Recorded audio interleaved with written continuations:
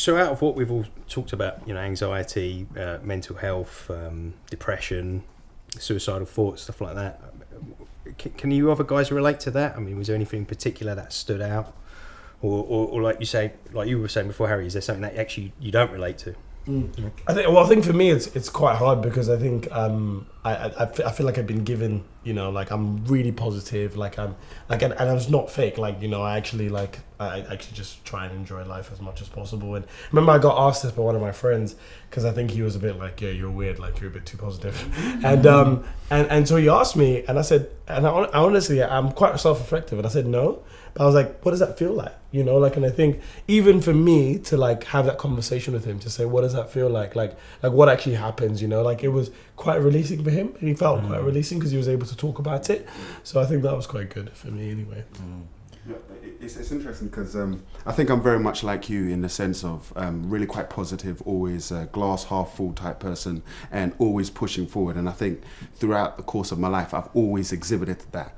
And I'd definitely say something that's happened something that's happened more now as I've got older is I now realize the difference between my youthful self and me now, and it's less to do with who I am, but more to do with my experience and the wear and tear of life. So I've had those thoughts before, and I never thought I would be someone who would ever have those type of thoughts. I was like, are you serious? Really? Like I'm going all gung ho, or always pushing forward. But I've realized it doesn't start there.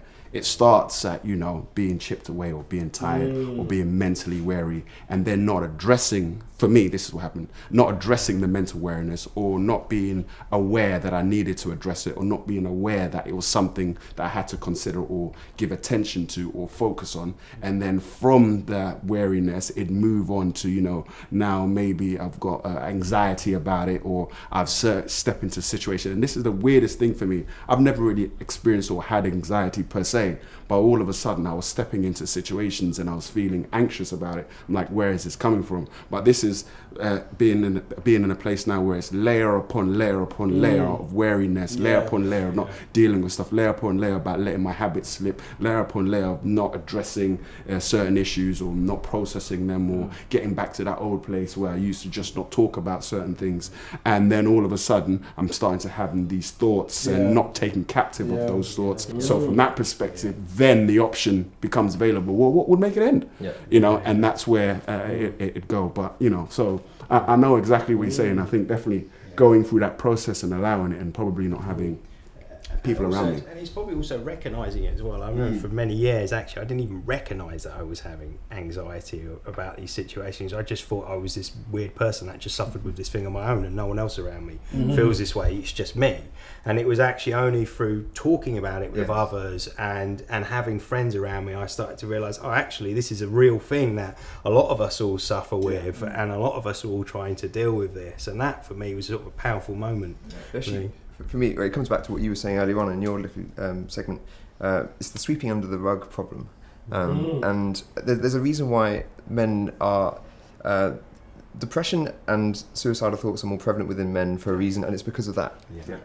It's because you sit and you deal with it on your own. You didn't even realise it because you weren't sharing. It's exactly the same thing, just two different methods of dealing with it. It wasn't even allowing yourself to realise, actually, that's what's going on. It's anxiety. I hadn't even recognised it, because those thoughts are lies. Those thoughts aren't even you.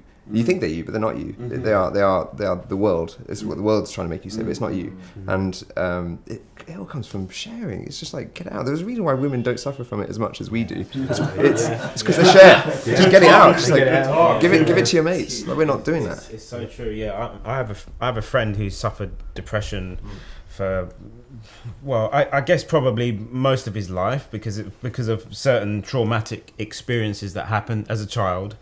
And recently he's just kind of had suicidal thoughts, and I'm one of his best friends, so he's always kind of called me up, and I've kind of thought about, how do I actually deal with this, and I asked a friend who kind of suffers from kind of mild depression here and there, and he said, Drew, don't try and solve his problems.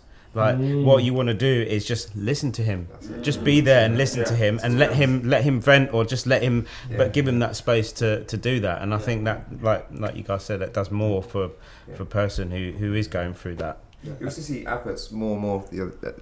nowadays on TV, you see adverts where people are saying, talk to your mate. The one who seems the happiest is sometimes the one who's not. Go talk to your mate. And like, that's true as well. Like, it's not just, I'll listen to him when he comes calling. It's actually, I should be going after the ones who look happy as well. Is everything okay? Like, tell me what's going on. Like, force them to open up. That's a bit brutal, but It's so true. Like, a work colleague, a matter of maybe 6 months ago, committed suicide, and then working with him, and we had breakfast together before a shift once, and you would never have guessed that there was an internal turmoil. Like, he was the happy guy on the shift. He was like chill. You could relate to him really easily, and we were also shocked to find out that it's like, and it can be anyone. Like, say, talk to everybody.